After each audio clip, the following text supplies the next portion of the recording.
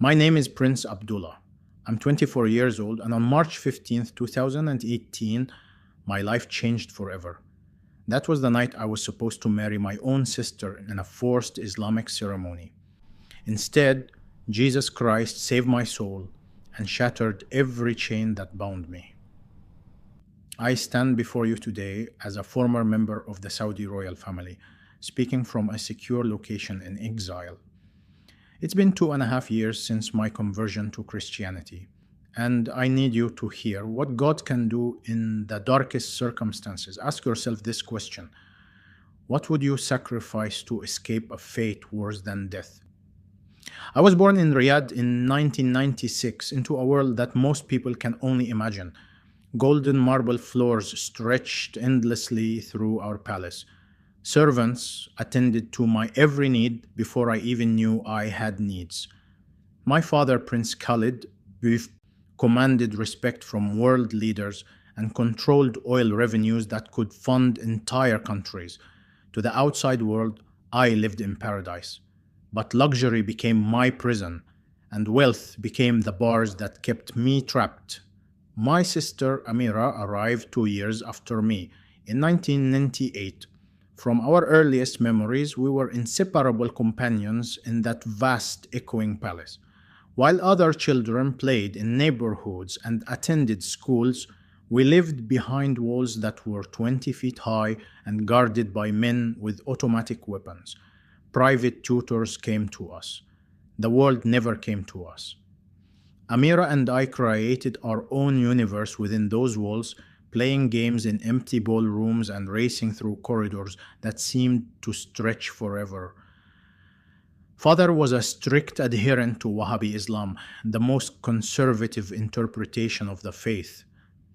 Every morning at dawn, his voice would boom through the palace speakers calling us to Fajr prayer. I learned to recite Quranic verses before I could properly read Arabic. By age 7, I was performing all 5 daily prayers without question. The ritual became as automatic as breathing, but even as a child, something felt hollow about the repetitive motions and memorized words.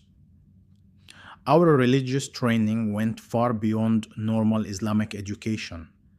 Father hired private clerics who taught us about family honor, bloodline purity, and the absolute authority of the patriarch. They spoke about women as possessions to be protected and controlled. They taught that questioning family decisions was questioning Allah Himself. I memorized these teachings perfectly, but they left my heart feeling empty and confused. The strange conversation started when I was around 10 years old. Father would meet with his brothers in his private office, and their voices would carry through the ventilation system into my room. They spoke about keeping bloodlines strong and maintaining family purity. They discussed arrangements and traditions that I didn't understand. Sometimes they mentioned Amira and me in the same breath, but their words were coded in language that made no sense to my young mind. Mother was a ghost in our palace.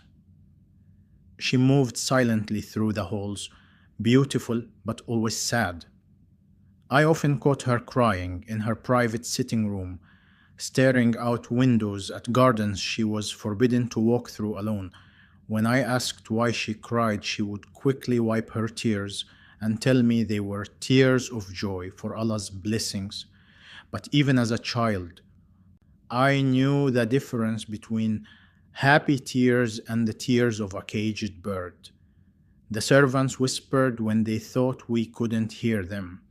They spoke in Arabic dialects from their home countries, thinking we wouldn't understand. But I learned to pick up fragments of their conversations. They called us the chosen ones and spoke about the arrangement with pity in their voices. When they looked at Amira and me playing together, their expressions held a sadness that I couldn't comprehend. During my teenage years, Father granted me limited internet access for educational purposes. That small window to the outside world changed everything. I discovered that normal families didn't live like ours. Brothers and sisters in other royal families married outside their immediate bloodlines. They attended universities with other students. They had friends who weren't servants or tutors. They lived in the same world we did, but somehow their lives looked completely different. I began noticing how we were kept separate from our extended royal cousins. During rare family gatherings, other princes our age would attend with friends or even girlfriends. Amira and I always arrived together and left together, like a matched set. The adults would watch us with knowing expressions that made my skin crawl. I started understanding that we weren't just different because of our father's extra conservatism. We were different because we were being prepared for something specific. By age 16, Amira's natural cheerfulness began fading into anxiety and depression. She stopped laughing at my jokes and spent hours staring silently out her bedroom window. When I asked what was wrong, she would just shake her head and say she had strange feelings about our future. She had nightmares that she couldn't explain and panic attacks that seemed to come from nowhere. The Islamic teachings about women and marriage started disturbing me deeply. The clerics spoke about wives as property and described marriage as a transaction between men. They taught that a woman's highest purpose was serving her husband and producing sons. When they looked at Amira during these lessons, something in their expressions made me want to protect her from their words. Have you ever felt trapped by the very people supposed to protect you? That feeling started growing in me around age 18.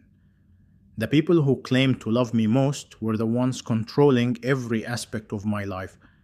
The religion that promised peace left me feeling anxious and empty.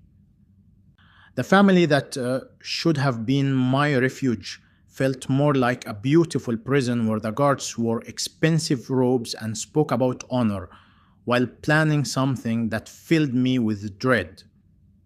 I performed all the Islamic rituals perfectly, but my heart felt increasingly distant from Allah. The prayers became mechanical recitations. The Quranic verses felt like chains around my mind rather than sources of comfort. I was drowning in tradition, suffocating under the weight of expectations I didn't understand, and desperately searching for something real in a world that felt completely artificial. January 15th, 2017 changed everything. I remember the date because it was the day my childhood officially died. Father summoned me to his private office after Maghrib prayer, the evening call to worship that usually brought our family together for dinner. Instead of joining the others, I walked down that long marble corridor toward his heavy wooden doors, my footsteps echoing in the silence. His office was a monument to power and tradition. Persian carpets worth millions covered the floor. Gold frame portraits of Saudi kings lined the walls. The massive desk where he conducted business with oil ministers and foreign diplomats dominated the room. He sat behind it like a judge preparing to deliver a verdict, his traditional white thobe immaculate, his beard perfectly groomed, his eyes cold and calculating. Abdullah, he said without any warmth in his voice, you are 21 years old now. It is time for you to fulfill your destiny and honor your family.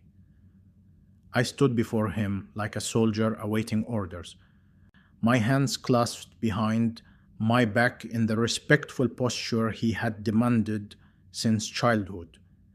I expected him to announce my engagement to some distant royal cousin or wealthy merchant's daughter. Arranged marriages were normal in our world. I had mentally prepared myself for that possibility.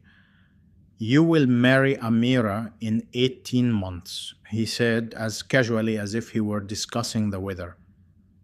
The words hit me like a physical blow. I actually laughed out loud because my brain refused to process what he had said. It was so impossible, so completely insane, that laughter seemed like the only rational response. Father, I don't understand. Did you say Amira? My sister Amira? His expression didn't change. Yes, your sister.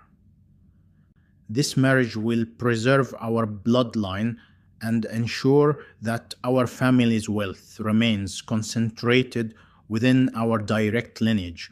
It is a tradition that goes back generations in the purest royal families. The room started spinning. I gripped the back of the leather chair in front of his desk to keep from falling. Father, you cannot be serious. She is my sister. This is against Islamic law. This is against nature itself. Do not lecture me about Islamic law, boy. His voice turned dangerous.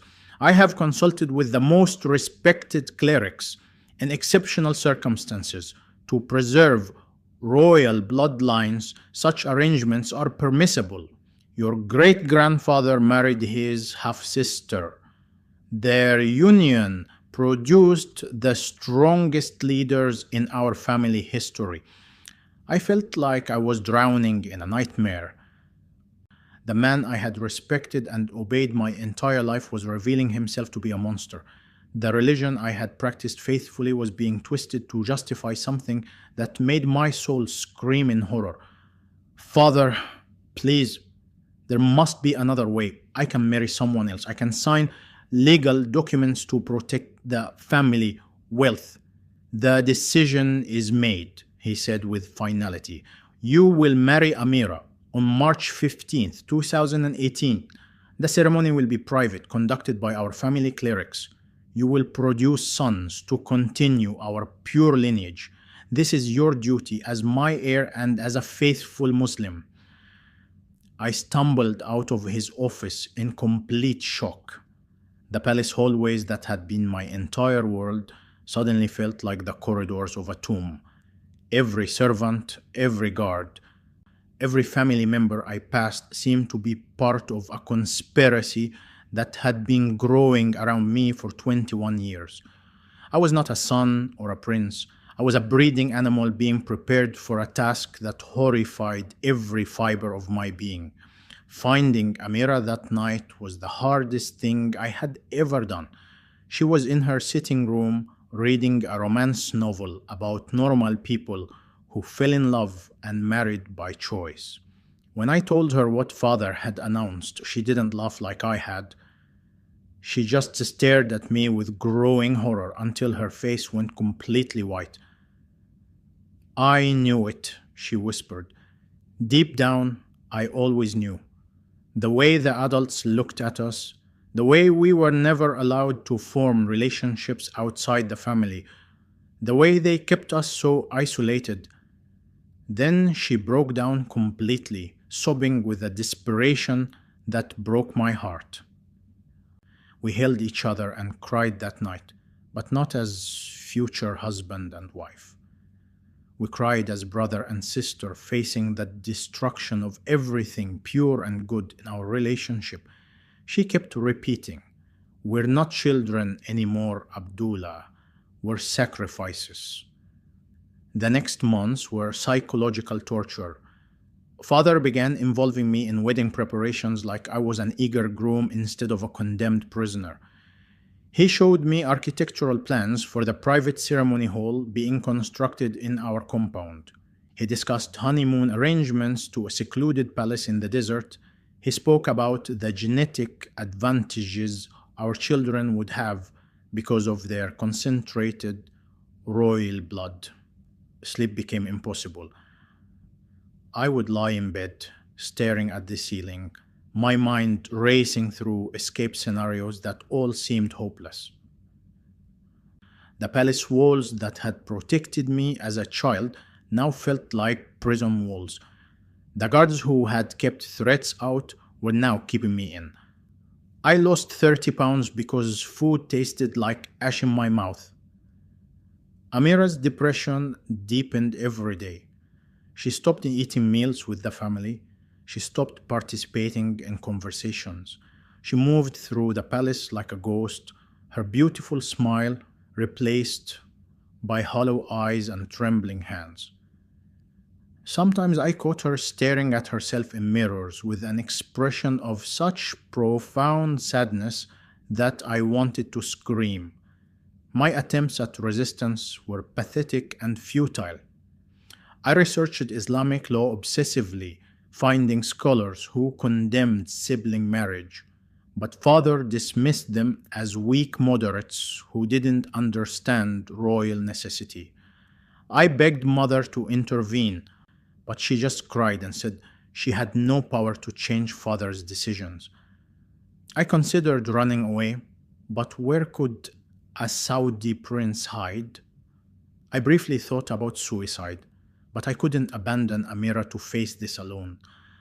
So I'm asking you, as someone who's been in absolute darkness, have you ever felt completely hopeless? Have you ever faced a situation where every door seemed locked and every window seemed barred? That was my life in early 2018, watching the calendar count down to March 15th, like it was marking the days until my execution. December 2017 brought the darkest spiritual crisis of my life. I had performed Islamic prayers faithfully for 14 years, but suddenly the words felt like stones in my mouth. When I prostrated myself toward Mecca 5 times each day instead of finding peace, I found myself crying out in desperation. If Allah truly loved me, I whispered into my prayer rug, why would He demand this abomination from me? The questions that had been growing in my mind for months became impossible to ignore. I had memorized the Quran's teachings about family honor and obedience to parents, but nothing in those verses felt like love anymore.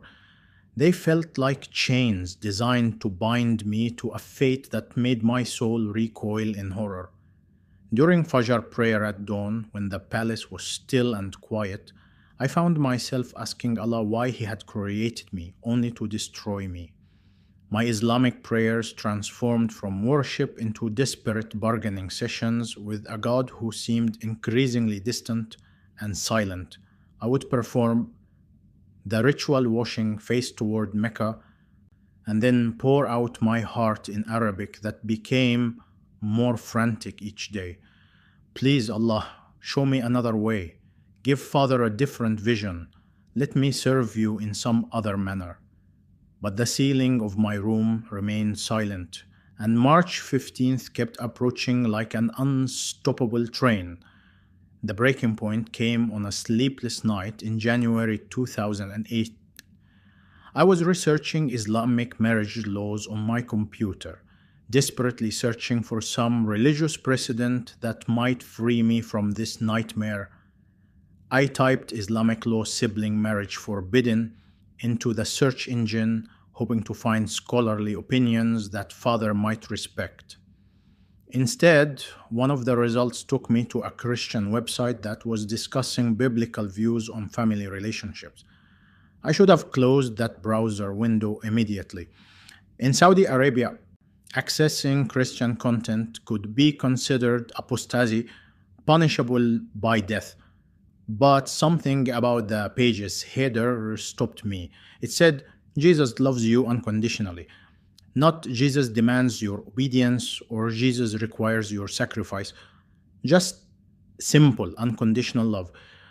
I had never heard God described that way in 21 years of Islamic teaching.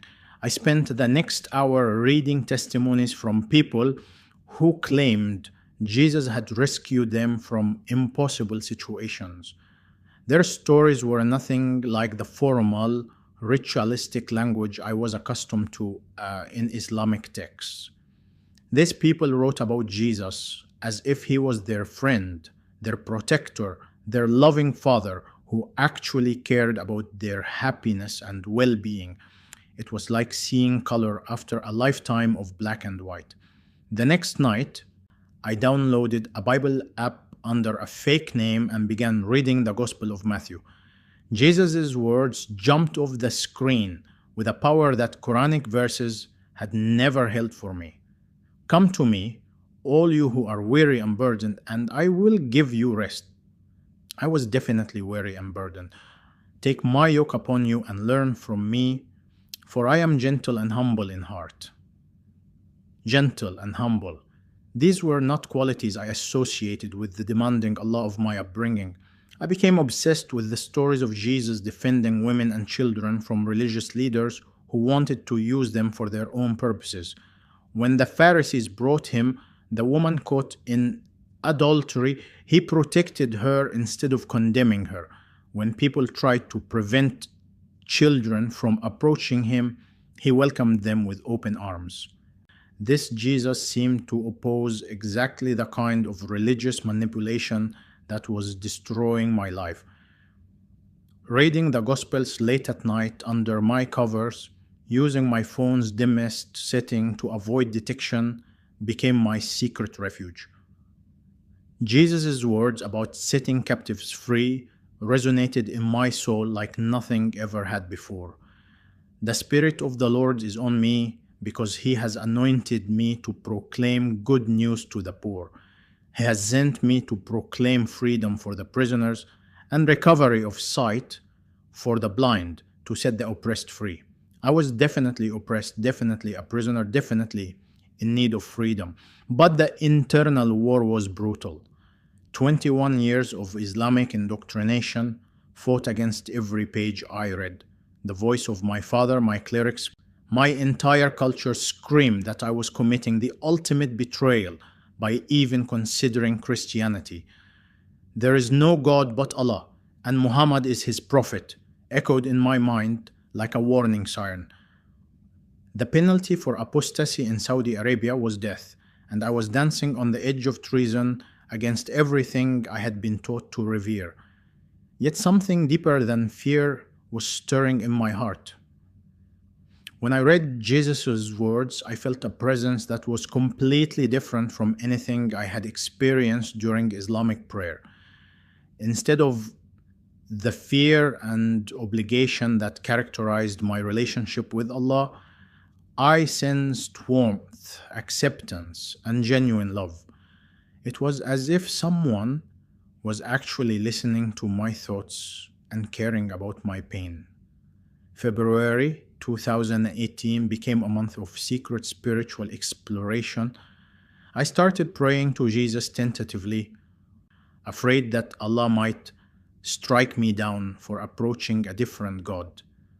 Jesus, I would whisper, if you are real, if you truly care about people like me, please help me understand what to do. Instead of the silence that had met my Islamic prayers, I began sensing gentle guidance and unexplainable peace. The more I read about Jesus, the more I understood that God's character was nothing like what I had been taught. The Jesus of the Bible didn't demand human sacrifices or family destruction to prove devotion. He sacrificed himself to spare people from exactly the kind of bondage I was experiencing. He came to set prisoners free, not to create more elaborate prisons disguised as religious duty. Two voices were warring in my soul by early March. Duty screamed at me to submit to family tradition and Islamic law, to accept that Allah's will sometimes required terrible sacrifices.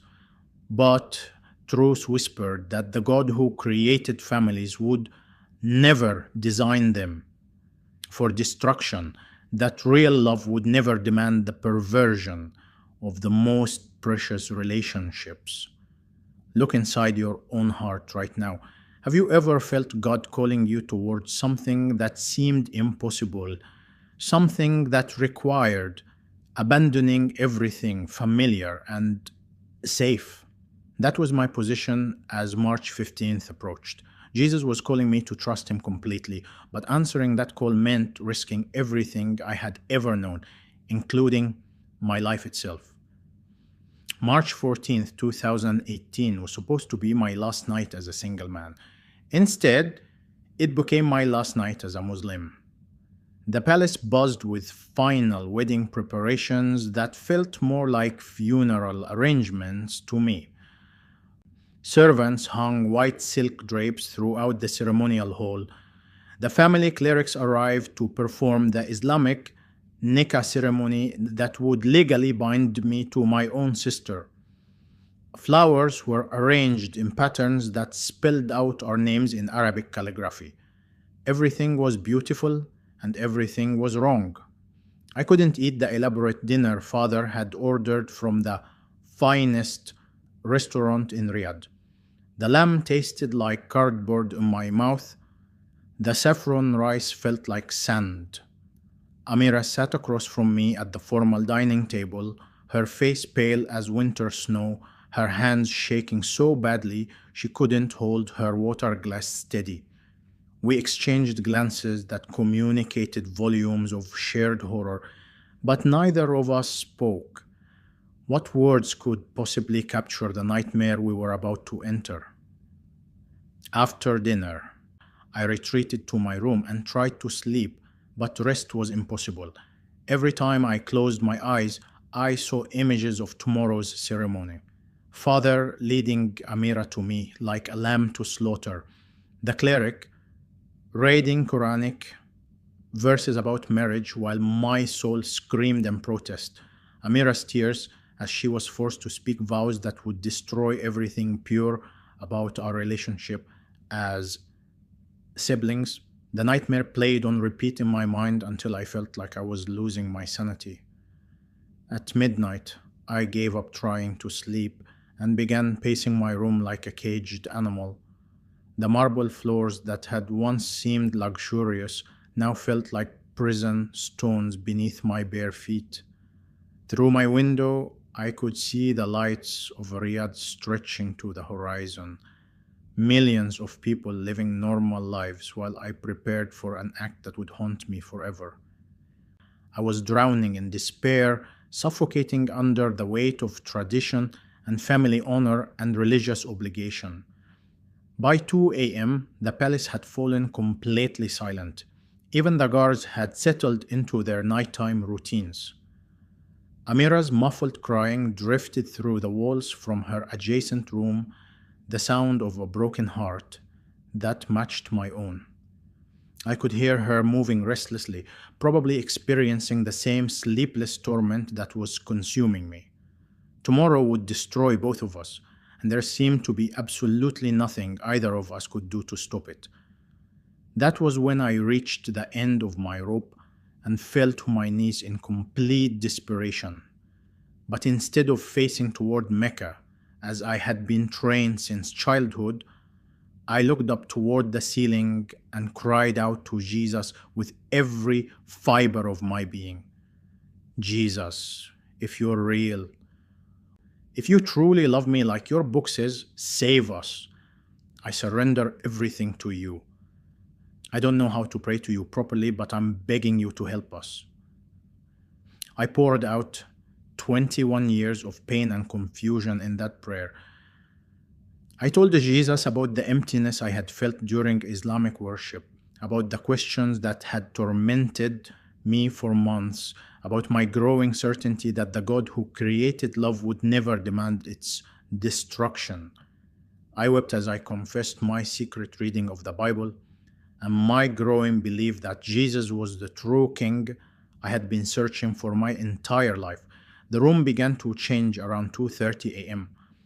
A warm light started filling the space, but it wasn't coming from my lamps or from the moonlight streaming through the windows.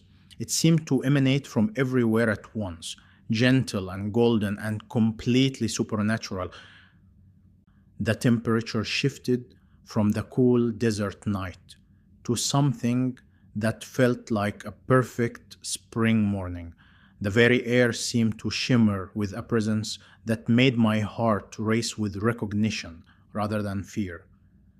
Then Jesus appeared, not as the distant prophet Isa that Islamic teaching had described, but as the living Savior I had been reading about in the Gospels. His presence filled the room with love so powerful that I understood immediately why people throughout history had been willing to die for him. His eyes held all the compassion I had been desperately seeking, all the understanding I had never found in Islamic prayer, all the acceptance my soul had been craving. "My son," he said, and his voice was like water to a man dying of thirst, "I have not created you for this bondage. You were made for freedom, made to love and be loved in the way I designed from the beginning." I wanted to speak, but words seemed inadequate in his presence. He continued, "I have come to set the captives free, and you are my captive now. The chains that your family has placed on you have no power over my love for you." The overwhelming sensation was one of coming home after being lost for 21 years. Every Islamic prayer I had ever recited, every verse I had ever memorized, every ritual I had ever performed had been searching for this moment of connection with the true God. Jesus was not demanding my submission through fear and obligation. He was offering me relationship through love and sacrifice. "But what about tomorrow?" I managed to whisper. "How can I escape something that has been planned for so long?" "Trust me completely," Jesus replied. "I will provide a way where there seems to be no way. I will give you courage where you have only known fear. I will turn this night of despair into the first day of your real life." The vision continued for what felt like hours, but probably lasted only minutes. Jesus showed me that true worship was not about ritual and tradition, but about relationship and love. He revealed that my growing revulsion toward the forced marriage was actually his spirit within me recognizing the perversion of his design for families. He promised that following him would cost me everything I had known, but would give me everything I truly needed. When the vision ended, I was still kneeling on my bedroom floor, but everything had changed. The supernatural peace that filled my heart was stronger than 21 years of fear and conditioning. I knew with absolute certainty that I belonged to Jesus Christ now, that I was born again in that moment, that the old Abdullah who had lived in bondage to Islamic law was dead and buried.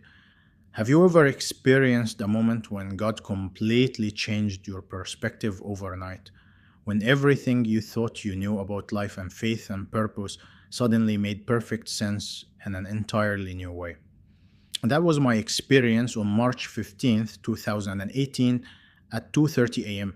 I stood up from that prayer as a completely different person, ready to face whatever consequences came from choosing Jesus over family tradition, ready to trust the God who had just revealed himself as my true Father and King. March 15th, 2018 arrived with all the pageantry of a royal celebration and all the dread of an execution day. I woke at dawn not to perform the Islamic Fajr prayer as I had for 14 years, but to kneel beside my bed and talk to Jesus like he was sitting right there with me. The supernatural peace from the night before remained with me like armor, protecting my heart from the fear that should have been consuming me. "Jesus," I whispered, "today I choose you over everything else. Give me the courage to do what's right, no matter the cost." As I prayed, I could hear the palace coming alive around me. Servants preparing the ceremonial hall, cooks preparing the wedding feast, guards receiving special security instructions for the private ceremony. Everyone was playing their part in a tradition that I was about to shatter completely. At 10 a.m., Father summoned me to his office for what he called final preparations. I walked down that familiar marble corridor with Jesus-given courage flowing through my veins, knowing that this conversation would change everything forever. Father sat behind his massive desk wearing his most formal white thobe, reviewing documents with our family lawyer. Marriage contracts, financial arrangements, plans for the honeymoon suite that had been prepared in our desert palace, all the legal machinery of a union that would never happen. Abdullah, he said without looking up from his papers, the ceremony begins at 2 p.m. The clerics are here. The contracts are ready. Your bride is being prepared. Are you ready to fulfill your destiny and honor your family? I stood before him one final time as his obedient son, drawing strength from the memory of Jesus' presence the night before. Father, I said with a steadiness that surprised even me, I will not marry Amira. I cannot and will not participate in this ceremony. His head snapped up from the documents, his eyes flashing with immediate anger. What did you say? I said, I will not marry my sister. What you are asking me to do is against God's design for families. It is wrong, and I will not be part of it. The words came out with a conviction that I had never possessed before my encounter with Christ. Father's face turned red with rage. He stood up so violently that his chair rolled backward into the wall behind him. You ungrateful, disobedient boy. Do you think you can humiliate me on the day of the ceremony? Do you think you can destroy months of preparation because of some childish rebellion? This is not rebellion, Father. This is obedience to the true God who created families for love, not for the kind of arrangement you have planned. I had never spoken to him with such boldness in my entire life, but Jesus' strength was flowing through me like electricity. You will marry Amira today, or you will be dead by tomorrow. Father threatened, his voice becoming dangerously quiet. I will not allow you to bring shame on our family name. I will not permit you to mock our traditions. I would rather die than dishonor God and destroy my sister through this abomination, I replied, and I meant every word. Death seemed preferable to participating in something that would violate everything Jesus had shown me about love and family. Father stared at me in complete shock. In 21 years, I had never refused a direct command from him. I had been the perfect obedient son, following every instruction without question. Seeing me stand firm against his ultimate demand left him speechless for several moments. Then, as if orchestrated by divine intervention, his phone rang with an emergency tone that cut through our confrontation like a sword.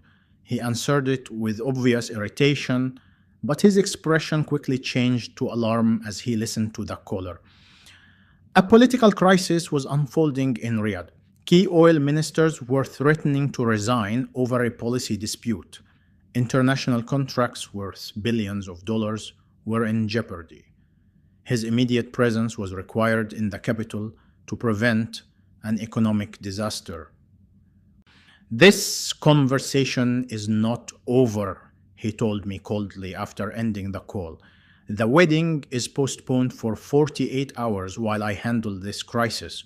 But when I return, you will marry your sister or you will face consequences worse than death. As Father rushed out of the office to arrange his emergency travel, I realized that Jesus had orchestrated circumstances that I couldn't have planned or predicted. The political crisis that seemed like a disaster for my family was actually God providing an unexpected window of escape. I had less than 48 hours to get away before Father returned with renewed determination to force the marriage. Within an hour of Father's departure for Riyadh, my phone buzzed with a text message from an unknown number. Prince Abdullah, I represent people who want to help you find freedom. If you are serious about leaving your current situation, meet me at the coffee shop in the Al Rashid Mall at 3 p.m. today. Come alone. Look for the man reading a newspaper in English. My hands shook as I read the message. How did this person know about my situation? How had they gotten my private phone number? Were they government agents testing my loyalty, or were they genuine allies sent by God? I had no way of knowing, but the supernatural peace in my heart told me this was part of Jesus' plan unfolding. Before leaving the palace, I found Amira in her room, still wearing the white dress that had been prepared for our ceremony. She looked up at me with eyes full of confusion and hope. Abdullah, the servants are saying the wedding is postponed. What happened? I refused to marry you, I told her simply. I told Father that what he was planning for us is wrong, and I will not be part of it. Her face transformed with amazement. But you could be killed for defying him like that. Why would you take such a risk? Because Jesus Christ showed me last night that we were created for freedom, not bondage. We were made to be brother and sister who love and protect each other, not husband and wife trapped in a nightmare. I knelt beside her chair and took her hands. Amira, I may have to leave soon. I may not be able to take you with me immediately, but I promise you this. I will find a way to help you escape this life too. Tears streamed down her face, but for the first time in months, they were tears of hope rather than despair. I always knew you would save me somehow, she whispered, even when everything seemed impossible. I believed my big brother would find a way. At 3 p.m., I walked into that coffee shop with nothing but the clothes on my back and a heart full of trust in Jesus Christ. The man with the English newspaper was exactly where he had said he would be. When I approached his table, he looked up with kind eyes and said, "Prince Abdullah, my name is David. I work with people who help religious refugees find freedom. Are you ready to trade a palace for liberation?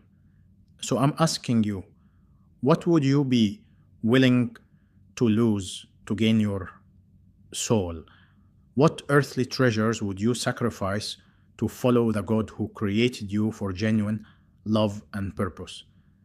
That afternoon in the coffee shop, I made the choice to leave behind billions in inheritance, royal privileges, and everything I had ever known, because Jesus had shown me that real wealth comes from relationship with Him, not from the golden chains that had held me prisoner for 21 years.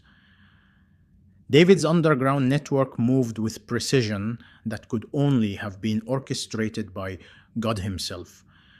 Within 6 hours of our coffee shop meeting, I was hidden in a safe house on the outskirts of Riyadh, my royal identity buried under forged documents and common clothes. The next morning, March 16th, while Father was still dealing with his political crisis, I was smuggled across the Saudi border into Jordan in the back of a produce truck, lying beneath crates of oranges and praying to Jesus for protection every mile of the journey. The physical escape was terrifying, but the emotional weight of leaving everything behind was almost unbearable. I carried nothing but the clothes David had given me and a cheap smartphone with a Bible app hidden under a fake name. 21 years of luxury, privilege, and royal identity were abandoned in a single day. The billions in inheritance that should have been mine, the palace that had been my entire world, the servants who had attended my every need since childhood, all of it vanished as if it had never existed. But the hardest part was leaving Amira behind. As our truck pulled away from the border checkpoint and I realized I was truly free, I also realized that my sister remained trapped in the nightmare I had escaped. The image of her tear stained face when I said goodbye haunted me for months afterward. I had promised to find a way to help her, but from my position as a religious refugee with no resources, that promise seemed impossibly difficult to keep. I arrived in Amman, Jordan on March the 17th, 2018, exhausted, traumatized, and completely overwhelmed by culture shock. David's contacts connected me with a small Christian community that specialized in helping former Muslims who had converted to Christianity. Pastor Michael, a gentle Jordanian man who spoke fluent Arabic, became my first real friend in this new world. His church was nothing like the grand mosques I had known, just a simple building filled with people who welcomed me like family despite knowing nothing about my royal background. On April 8, 2018, I made the most important public declaration of my life, standing waist deep in the Jordan River, the same waters where Jesus himself had been baptized. I proclaimed before God and witnesses that I was choosing to follow Christ for the rest of my days. Pastor Michael lowered me completely under the muddy water, and I felt the weight of 21 years of Islamic bondage washing away from my soul. Going under that water, I buried Prince Abdullah the Muslim, the obedient son who had lived in fear and performed empty rituals. Rising up, gasping for breath in the bright Jordanian sunshine, I was Abdullah, the son of the living God, born again into a freedom I had never known existed. The baptism was witnessed by 12 other former Muslims who had made similar journeys from Islam to Christianity, and their tears of joy mixed with mine as I emerged from the river, completely transformed. Learning to live as a Christian was like learning to walk again after a lifetime of crawling. Everything was different. Instead of 5 daily prayers facing Mecca, I could talk to Jesus anytime, anywhere, in any language. Instead of fearing God's wrath for minor infractions, I experienced His love even when I made mistakes. Instead of trying to earn salvation through good works and ritual purity, I rested in the knowledge that Jesus had already paid the price for my freedom. Pastor Michael connected me with an intensive Bible study program designed for new converts from Islamic backgrounds. For 6 months, I studied scripture 8 hours a day, hungry to understand everything about this God who had rescued me from the darkest night of my life. The Bible came alive in ways that the Quran never had, each page revealing more about God's character and His heart for broken people like me. The practical challenges were enormous. I had never worked a day in my life, never handled money, never lived without servants attending my needs. Learning to cook, clean, shop for groceries, and manage basic adult responsibilities was humbling and sometimes embarrassing. But God provided for every need through the generosity of my Christian brothers and sisters who treated this former prince like their own son. Within a year, my English had improved enough for me to begin sharing my testimony with international Christian organizations. My story spread through networks of believers who work with persecuted Christians in Muslim countries. Donations began coming in to support my ministry, not because people wanted to help a former prince, but because they were moved by what Jesus had done in my life. By early 2020, I was working full-time with a religious freedom organization, counseling other Muslim refugees who were questioning Islam and considering Christianity. My royal background actually became useful in these conversations because I could relate to people who were afraid of losing family, culture, and identity by following Jesus. I understood the fear of apostasy laws and cultural rejection because I had faced those same terrors. The most amazing development came in late 2019 when I received a secret message through encrypted channels from Amira. She had been following my journey through contacts who remained sympathetic to our situation.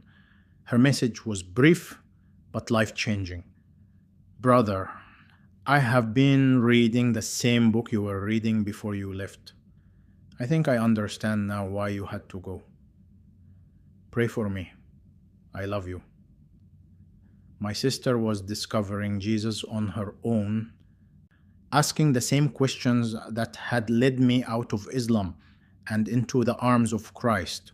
Through carefully arranged communications, I was able to guide her toward Christian resources and pray with her as she began her own spiritual journey. She remains in Saudi Arabia for now, but she is no longer trapped in despair because she has found hope in the same Savior who rescued me. In November 2020, as I shared this testimony with you, I am engaged to Sarah, a beautiful Christian woman I met through my church in Amman.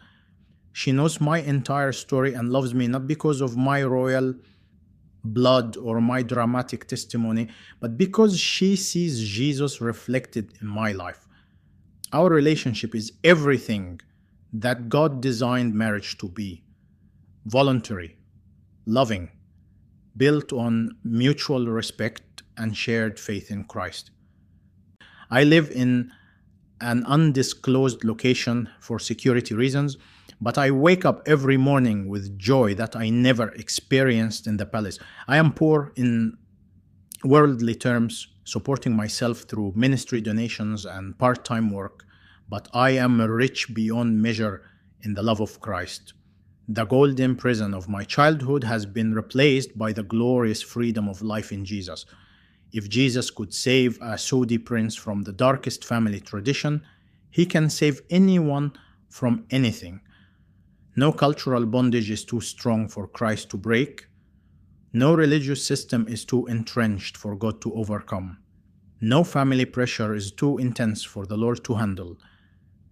Ask yourself this final question: what is Jesus calling you to surrender to Him today? What chains of tradition, family expectation, or religious obligation is He asking you to break? What prison of fear or cultural conformity is He inviting you to leave behind? May you know the freedom that only Jesus can give. May you experience the love that casts out all fear. And may you discover, as I did in my darkest hour, that Christ is always ready to set the captives free.